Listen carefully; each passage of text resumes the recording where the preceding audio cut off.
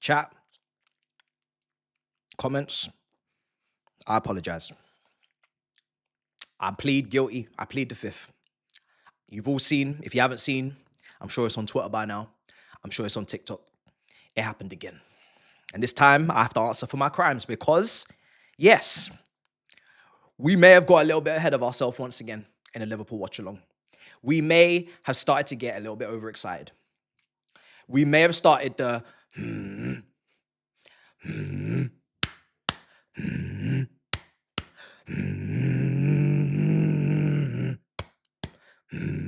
look where it landed. Look where it landed us. Rio at the back post, 3-2 Liverpool win when they were looking like they collapsed, looking like they would crumble. They were playing poorly the whole game. This was a disgrace to the footballing gods. This football match was nasty. There's 5 goals in it, and I could tell you right now, it could have easily had none. I don't know what this was. It was built up to be something different. On the tin, on the recipe, with the ingredients, it was set to be, under the lights, a beautiful fixture. For some reason, it was some foolishness, some terrible passing, some terrible technique, some terrible final third decision making. But we have 5 goals, we have drama, and we have apologies to make. I am apologizing on behalf of the footballing community, the rivals that were watching, were wishing for me not to jinx this, for me not to play a part. I apologize. Against Bournemouth, we did it. Chiesa scored. Today, Rio scored. I don't really know how Liverpool have come away with a win here, but they have. That game there makes no sense.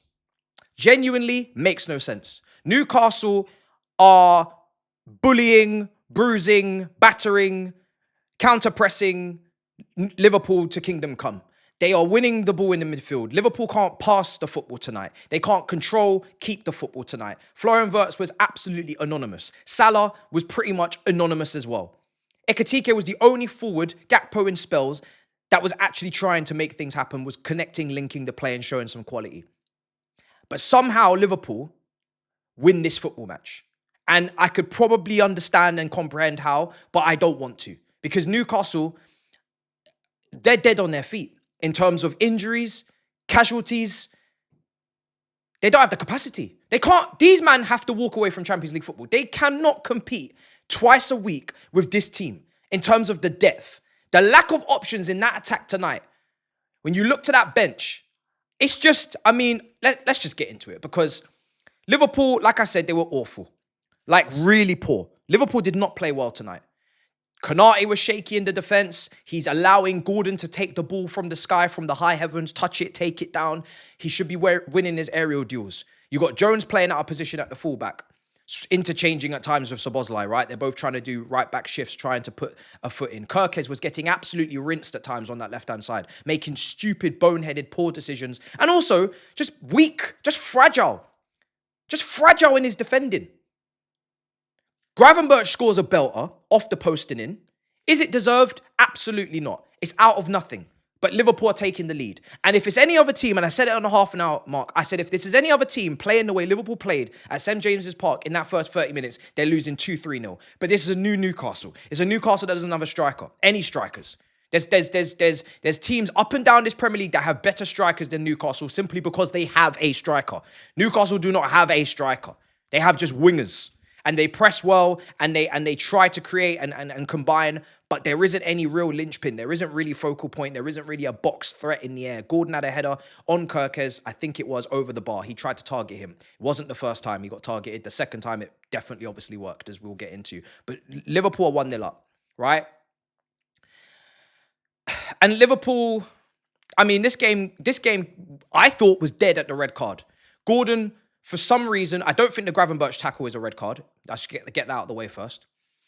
Early doors, it was a rash challenge. He got booked. It is what it is. But the Gordon challenge, and this is what we were fearing with Newcastle. Are they going to be too overly emotional? Are they going to be too overly committed to the cause? The Newcastle fans are riling them up. It's a night game under the lights. The Geordies are up for it. The Isak IKEA shirts with the torched lights and you know, the lighters are ready to burn shirts and all sorts of things are taking place. So they're going to come in too charged.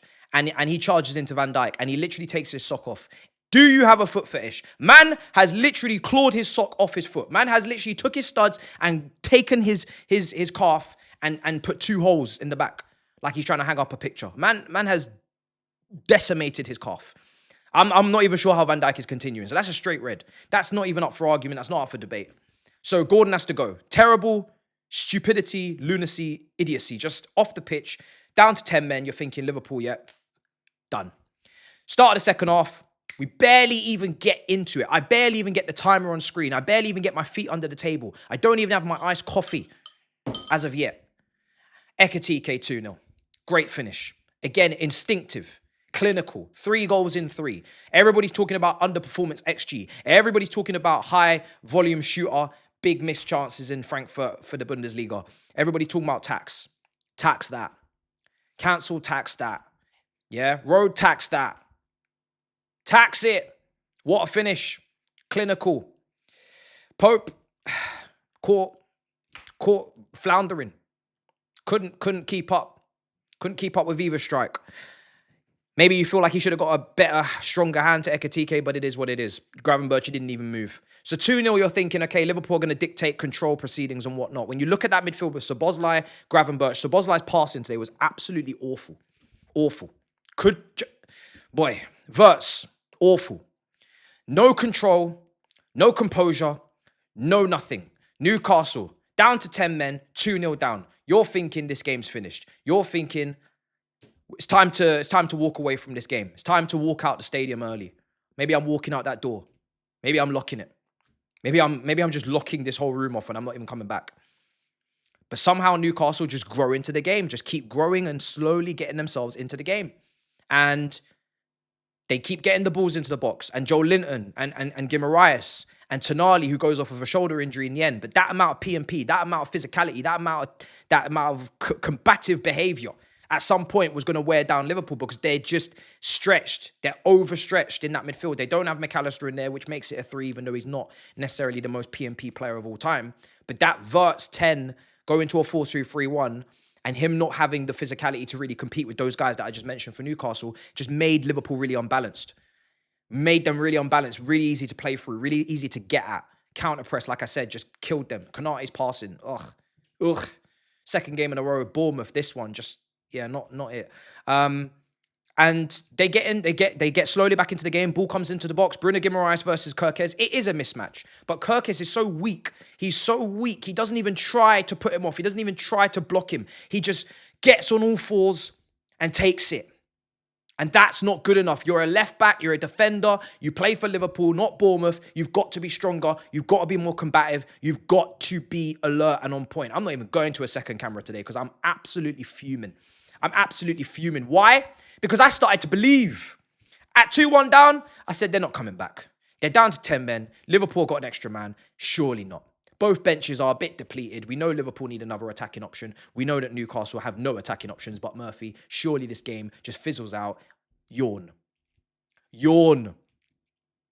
No. 2-2. The content creator, we called him on stream. Well, Saeed was cussing him, laying into him. This guy's no good. This guy, I said he indicates before he turns. Yeah. Parallel parking ute. BBM messenger ute. Thumbnail maker. Twitch creator. TikTok. Video live man. Yeah. Vine. I said, brother, he's of no use to us. But he manages to get beyond Konate, who has another crime to answer for once again in back-to-back matches. And he gets around him and he stabs it in and it's 2-2. And it's euphoria. It's pandemonium. It's Newcastle. It's Geordie. It's limbs. It's tops off. It's man boobs juggling, jiggling. It's up. It's over. And we're going... And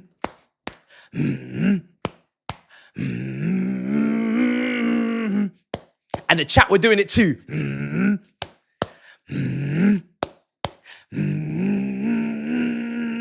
And then the chat started cussing me. They're like, stop, you're jinxing it. Stop, you're doing too much. This is ridiculous. Cringe. I said, all right, cool, let me chill. Then I looked at my chat, about 5 minutes to go. After Fabian Schär's on his back, pause. Everybody's getting licked down, locked down. Everybody's getting injured. But suddenly, some sort of confidence, some sort of self-esteem is in the chat. And I'm getting excited. They're all going, They're all going, I'm going, Everybody's humming. Everybody's humming because this is the second Liverpool performance in a row where you could genuinely say that they didn't really deserve to win.